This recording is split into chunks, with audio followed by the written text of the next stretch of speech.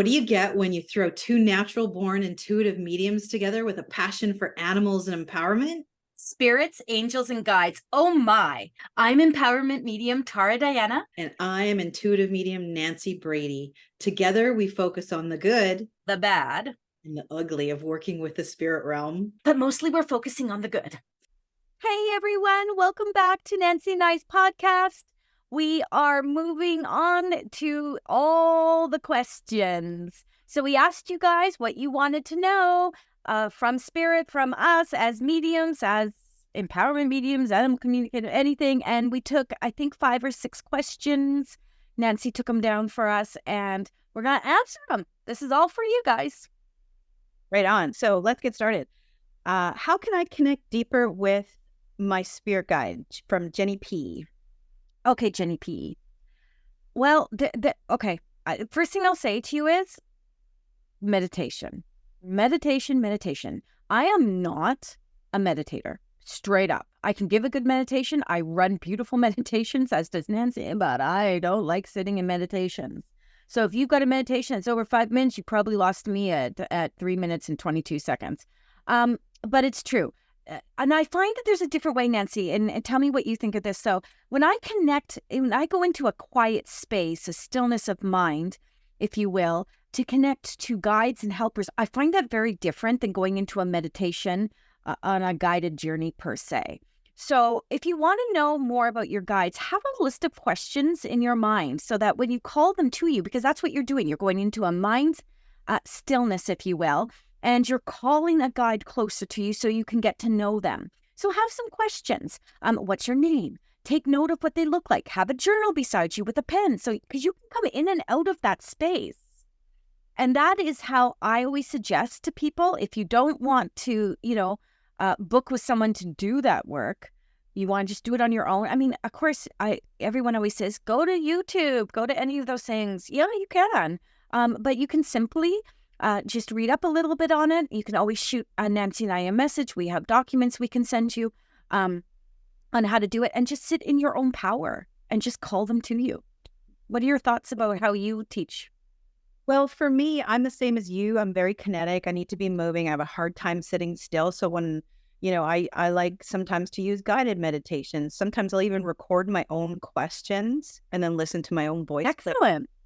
The other thing I really enjoy for me, because I'm a Taurus and I'm really earth-based energy, is I just go to the forest and I walk and I listen and I ask questions, and whatever comes to mind, you can journal like Tara said, or everyone has a phone, voice record your message, voice record what you're getting from spirit, and then reflect on it and return to it, and then just keep working, and you're going to find that connection gets a lot deeper. I will say, just a second, Nancy. I will say, though, it's important to have some questions already in your mind, though. Don't just go into it and be like, whatever, give me whatever, because then you're going to find that you slip into that left side of the brain thing again, the analytical, logical, and be like, well, I'm waiting for a sign. I'm waiting for a sign. If you are really left-brained, then I would highly suggest booking a session with someone to guide you through it, to meet your guides. Highly suggest that. I find that is actually the most effective way. Thank you. Thank you. Mic drop. One more thing, too. I get a lot from my students. What's my spirit guide's name? Oh, yes.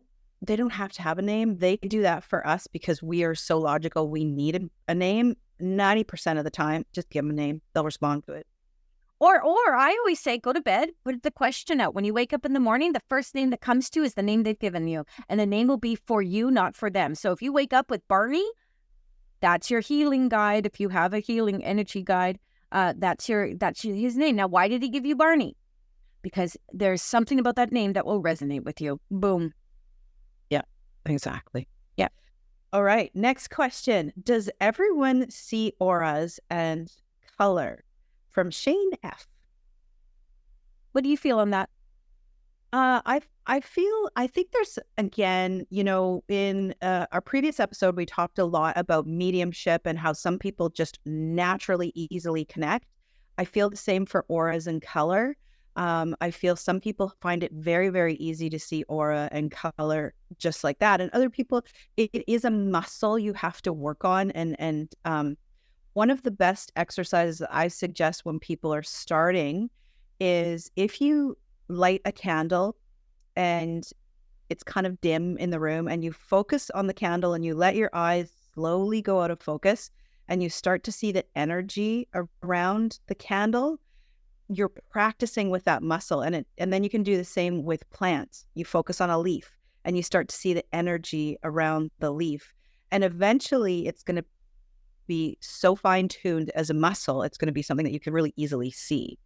Oh, I love that. I've never used those exercises. That's excellent. My thought process on auras is, and here's a cute story. I suffer from chronic migraines, and before I was diagnosed with that, I haven't had one in forever, so knock on wood. But so when I was being diagnosed with that, I went to see a neurologist, and I took Mel with me. Mel, for reference, is one of my best friends. Anyway, she's very spiritual, but she's not into it like this. Anyway, so we go in there and the neurologist says to me, I thought I was funny as hell. Anyway, the neurologist says to me, so do you see auras? And I looked at him and I thought I was the jam. I was like, don't you? And he's looking at me like this. And Mel is like, oh my God. But I'm so funny.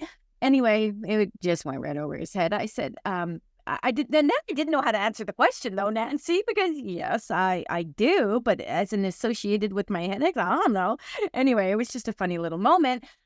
For me, auras are a clairvoyant kind of aspect. So when people say things to me like, well, I don't know, I want to, a lot of people do this. Oh, I'm clairaudient, but I really want to be clairvoyant. And I always say, well, it will come naturally the more that you work on, like you said, building that muscle. It just comes naturally. The more you work with your sixth sense, your third eye, these things happen. So does everyone see it? No. Can everyone see it? Yes. What do you have to do to make that happen if it doesn't come naturally to you? Is you go look at a plant or a flame. Follow Nancy's path. The path to true expansion. There you go. Here you go. And we can give you more exercises. Okay. Next question. Are you always on? Can you communicate 24/7 from Janice L? Well, yeah, we could. Why we would is really the question you want to ask. I've done this work for a very, very long time. I've been around because I belong to a spiritualist church, as do you. I've been around a lot of different people, and here's what I'm going to say. If you do not have balance in your etheric life and your human life, you will see consequences of that mentally and emotionally. You will. You cannot be on 24/7. Boundaries are your key to everything. I have a hard time, Nancy, going to funerals, going to cemeteries, going to hospitals. But I can. I just have to have a very, very strong aura protection around me energetically. But no one should be on, in my personal view, you should not be on 24/7. You should not be walking down the street picking up other people's jam. You just shouldn't. Their vibes are their vibes. Their spirits are their spirits. If they haven't asked you for something, it is not, and again, my phrase of the podcasts are, you can fight me on this, guys, but literally, it is not our responsibility to be tapping in consistently to be of service and giving messages to every person that we come across that a message comes through. And people will say to me, Nancy, well, as a medium, if spirit is showing you something, isn't it your space? No. Just because we can doesn't mean we have to. And that is a whole other series on ethics and integrity for sure. But I do agree with Tara. Edgar Casey is a perfect example of someone who was on, and he died early. Right? Quick lesson that I would offer to the readers for those of you who are newer developing mediums and have a hard time turning it off, because it is very exciting when all of a sudden you're getting all these downloads and all these incredible messages. Oh yeah, spirit visits me 24/7 and this and that. No, you create the rules, and I would encourage you to learn how to turn it off. So it can be something as simple as imagining a light switch, an on-off switch right next to your third eye, and turning it off when you're done for the day. That is symbolizing to spirit that you are done doing the work for the day and you are in your human. It's important, like Tara said, to have balance, and we are a soul living a human existence. So you do need to turn off, you do need to recharge and ground and rebalance yourself for sure. If you work with a spirit team too, Nancy, your gatekeeper, the contracts that you have with spirit are so important because it gives you leverage in your human mind, in your logical and your analytical mind. So if you are working with your spirit team, and again, everyone has different belief structures on this, but I have a gatekeeper, and my gatekeeper, I literally set up this so long ago, I can't even, but I was like, if I'm going to bed, I'm going to bed. If I am going somewhere, I don't need spirits coming through. I can't be of service if I'm a wreck because I'm not sleeping. Yes. And it goes back to my childhood though. Remember, age 4 to 12, I didn't sleep, saw a psychologist, saw a psychiatrist, and no one knew why because I had imaginary friends, but you know, all these things. The thing is that if you are on 24/7, your humanness gets put at the back and you're here for the human experience. Yeah. You set the rules, people. Okay, Tara, this is a good one. I get this one a lot. So I need to describe to our listeners what your face is going to look like when I read this question. Does spirit guides see us in our most intimate moments from Ken C? Oh, yes, they do. They're there all the time. They're watching you peep. They're watching you do all the things that you don't want them to. Of course not. Of course not. Because what? Can you imagine? Can you imagine? Can you imagine the human brain trying to like go to the washroom and be like, God, who's watching me right now? I've got performance anxiety. I can't do anything. Yeah. No, that's not how spirit works. Unless you need them to come to you while you are constipated or something. Spirit generally comes to you when you need something. It may be unconscious knowing that you need something, or conscious, you may be calling out to them, but they generally don't come and just hang out in your bathroom or your bedroom, just to chill with you. Now, I have told many people, your husband is sitting at the end of your bed. That's a different ballgame, guys. Okay? That's them coming to give you comfort in a moment. Now, if you need comfort while you are participating in something, maybe. Oh, no, I doubt it. I can't see that spirit is in that space of needing to be a part of that journey with you. And that's truth. Yeah. I've never had a spirit come to me and say, you know what? I was with Nancy while she was in the shower and, I was trying to tell her how to meditate, and while she was washing herself. It doesn't work like that. Now, I've had people have a spirit guide come through when they were having a bath. I'll never forget Andrew. I wish I could remember Andrew's last name. But he was telling the story to a development circle about him being in the bath, and he did a lot of hypnotherapy, but he was a very, very good medium. He didn't practice mediumship a lot, but he was telling about how the tiger came through the wall. Like, you're in the bathtub and you're facing the other wall when you're laying there, and the tiger came through and gave him this really powerful message. It was such a cool scenario. But yes, he was in the bathtub. I would assume he was naked in the bathtub, and that tiger came in and may have seen Andrew naked in the bathtub, but that wasn't the focus of what the message was at all. That tiger wasn't looking to see Andrew naked. Exactly. And when the tiger was coming through, the tiger was seeing Andrew's soul and light. The tiger was not caring about the naked body. I can tell you that. I do a lot of meditation in the tub. I love a good bubble bath. And I know my spirit guides don't care if I'm naked, and I don't care because I know they're not looking at the human part. They're looking at the heart and the soul part, right? You know what's so funny though, Nancy, honestly, is that I never think about that kind of stuff unless a client or in conversation someone brings that up. Never, ever do I think about that. So even if I was, sitting on the throne or the loo or whatever, and a spirit came through and gave me a message, my first go-to wouldn't be, oh my God, are you watching me? You perverted spirit. It wouldn't be that. It'd be like, oh, okay, thanks so much. Yeah. And I think that's just the ability to, and again, it goes down to how easy it is for you to be in spirit, how easy it for you to trust the process, how you don't have to add anything to the process. Yes, 100%. Hopefully that helped you, Ken. Okay. Next question. So, do we have guardian angels from Nina M? Sorry, dropped a crystal, found it. For my dog ate it. There, pooping crystals. It's my dog. Guardian angels. I'm going to say yes. I believe that I know we have a protector guide, a guide that comes in and keeps us in a certain space. Okay.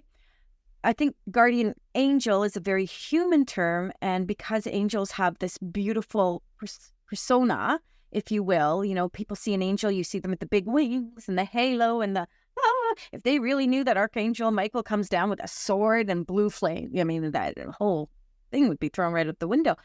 But I believe that guardian angels is a nice term for a protector guide. So yes, I believe that we all do. Do I believe that they protect us from every single little thing? Absolutely not. Please always remember that we are spirit here to have that human experience. Therefore, if we were consistently protected from every little aspect of life by our protectors or guardian angels or ascended masters or spirit team or whatever you want to call it, we would all be living this very protected life in this little bubble, and we wouldn't be experiencing anything. And the reason, in my humble opinion, that we are here is to ascend. So we are to learn further lessons. And every lesson we learn, it brings us to a place where eventually we will ascend. Now, I believe that we need to focus more on grounding most of the time than ascension. So you have to have the things that happen to you regardless. So don't blame your guardian angel when you stub your toe or you drive into the telephone pole. That's more likely your humanness as opposed to your guardian. Your guardian angel's probably sitting back there going, "Sweet goddess, what in Lord's name are you doing?" Thoughts? Agree. I agree with that. I've seen a lot in the 90s. There was a lot of books about angels and intervention from angels and this and that. And I do believe in angels, and I do believe, though it is in a very, very rare situation that they will intervene. I do believe people work with the angelic realm a lot, but I agree with you. I think a lot more of the time it's our spirit guides coming through. And because socially it's very acceptable, angels have been always very acceptable, little cherubs, and Absolutely. Yeah. And so I do feel we have a lot of guardians, and they are never going to intervene unless we ask for the intervention, with the disclaimer on the very, very rare occasions, where we aren't meant to be done yet. Exactly. Yeah. I that was a beautiful way to describe it. We have this, we have purpose here, not just mere fate per se, but we have purpose. We have to accomplish something. And, when people say, well, why did this person have to go so early? Well, their purpose has been served. Why they had to go a certain way might be another question, but, purpose has been served, and they've learned something from all of that and moved into that next stage. Definitely. All right. So next question we have, do we reunite with our loved ones on the other side? From Lori S. Yeah, for sure we do. Yes. Everything I've ever been told and shown, and even if they have reincarnated, their essence is there. That's why we can go back. That's why we can reconnect with things that we may not even have thought of in this life. So essence of spirit is the key to answering that question, in my view. And I have been shown over and over and over and over again. We always reunite with our loved ones from this lifetime, from past parallel lifetimes, but they usually have to wait a good 15 to 20 minutes while all of the animals greet us first. Ah, Beautiful little souls that are so excited, and they greet us first. And then, I've been shown that so many times, which to me, as an animal communicator, I love that my animals are going to see me first.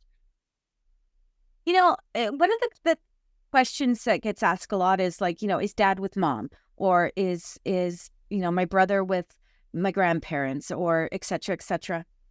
And again, I've never been told no. I've never, they've never said no. But something that gets indicated a lot to me by spirit is that they don't just go there and just hang out with these group of people.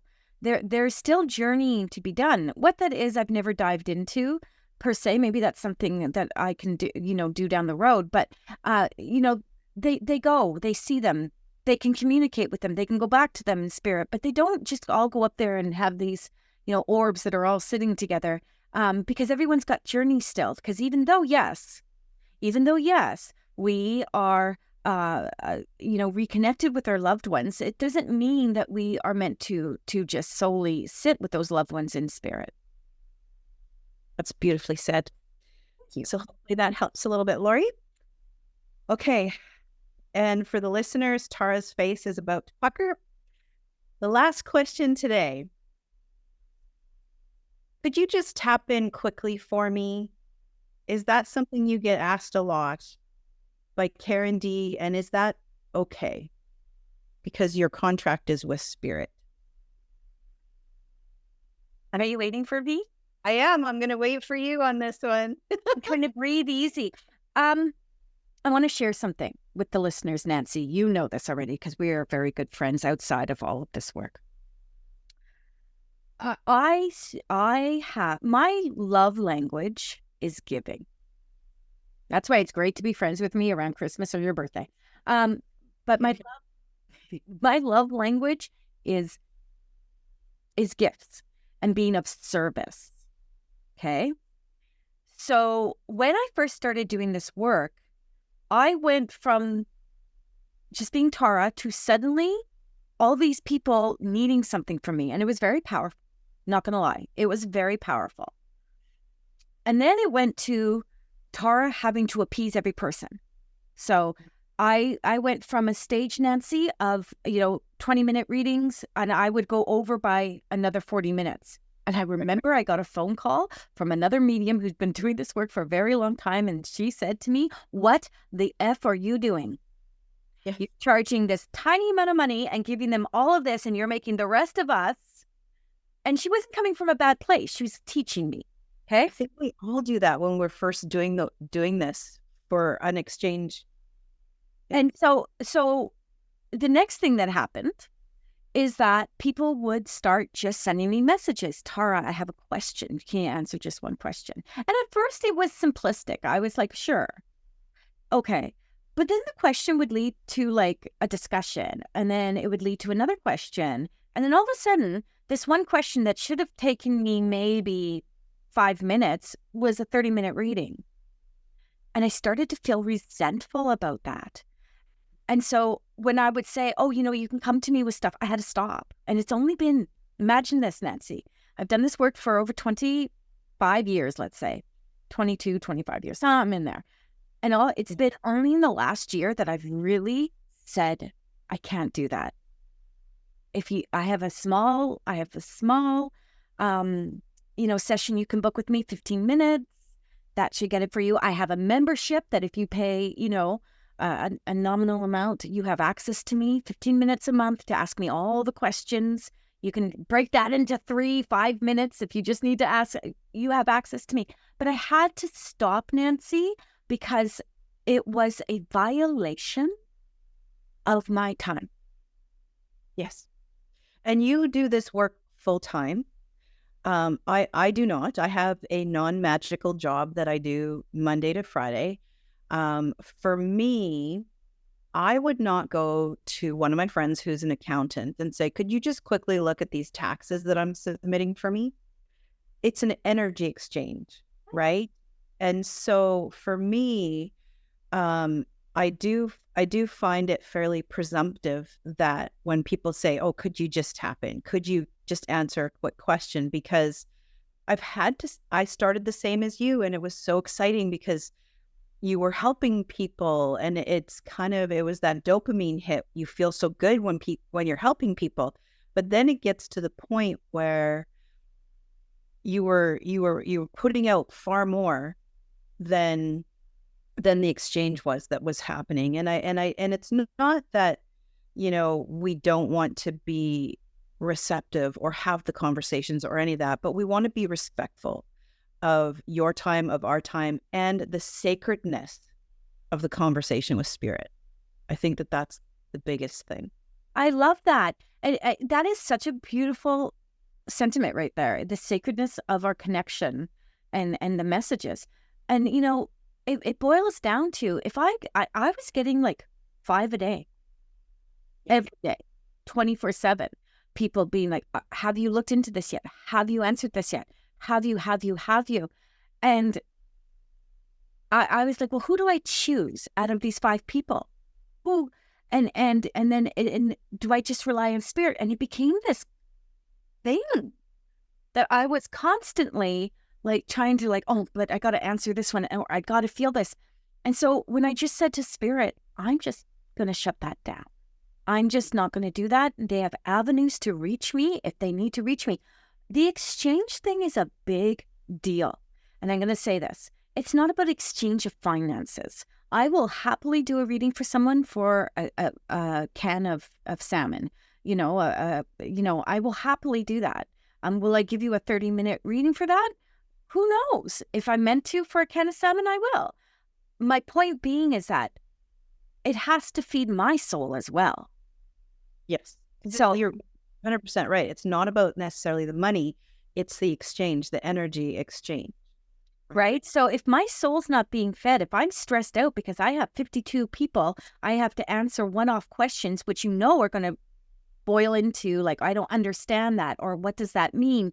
Or can I change that? And you know, the conversations become more.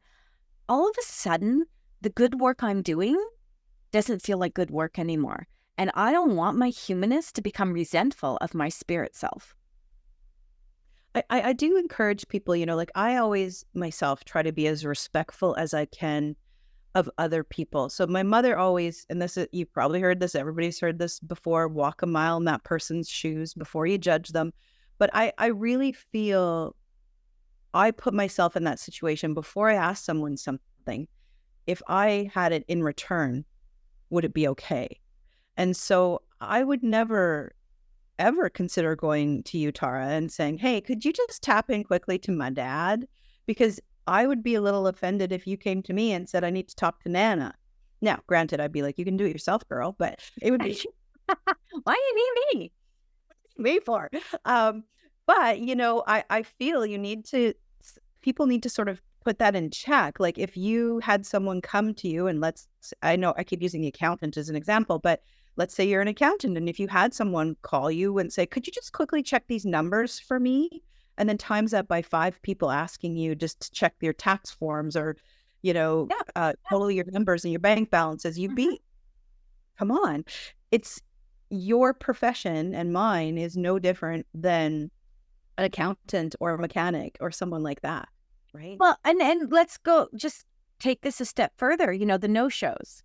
Number one reason that I stopped booking without deposits or actually pay in full, I actually have 100% money back guarantee in my readings. So if you don't show and you've given me, you know, no notice, no anything, no communication, I will keep that money. I will likely let you reschedule. I can always use that time to do something else. I will likely let you reschedule. But if you know, cancel with me, you know, and just cancel and don't have exchange of any money or anything like that, you have now consciously or unconsciously kind of subbed me, kind of said, well, I don't care about you. I don't care. It's disrespectful. It's very disrespectful. That is why I have a pay up front process. And you can read all my little language that's attached to it, what I will do for you, what I won't do for you. And that's to protect my own butt, because sometimes people will come and do things that are not very savvy, but not very nice. And just think, oh, well, she's just a medium. This is just entertainment, or this is just something. Yeah. Yeah, definitely. So hopefully that answered your question, Karen, and we haven't triggered anyone. You know what? If we have, though, then they've got to sit back and just take a moment. If they feel that we owe them anything because we connect to spirit, they got to sit back and really think about that. Check yourself. Check yourself before you wreck yourself. Well, that brings us to an end, fine listeners of today's podcast and all of your questions. Do keep feeding them through to us because we will be doing this once a month. I think it's been an absolute blast. Thank you, Miss Tara. Next topic is aliens, monsters, myths, and legends. How do you people sleep at night? You know what? That is so cool because I think that falls right around. We have a leap year. We have a February 29th this year. And I feel like that is such an anomaly. It's such a strange thing. No one knows what to do with that. What are we going to do with the extra day that doesn't really exist? Like, what do we do with that? And so let's talk about things that a lot of people don't believe in and a lot of people do. And we are blessed enough, you and I, to have gone to Sedona and done some UFO work. So we can talk a little bit about that. It's called something else now. What's it called now? UAPs? Yeah, I think so. I gotta figure out what that means. Does that mean I have to do research? Oh, We do. We have to do a little bit of research because in Sedona, we also went by the Sister Skinwalker Ranch. So we're going to have to make sure we cover some of that too, because all that fun stuff, I think we need a bit of little bit of research behind us. I have no logic. I am the least logical person you'll ever meet. Spirit tells me what to do. I do it. Nancy, I love you. We'll catch you next week. Thanks, everyone.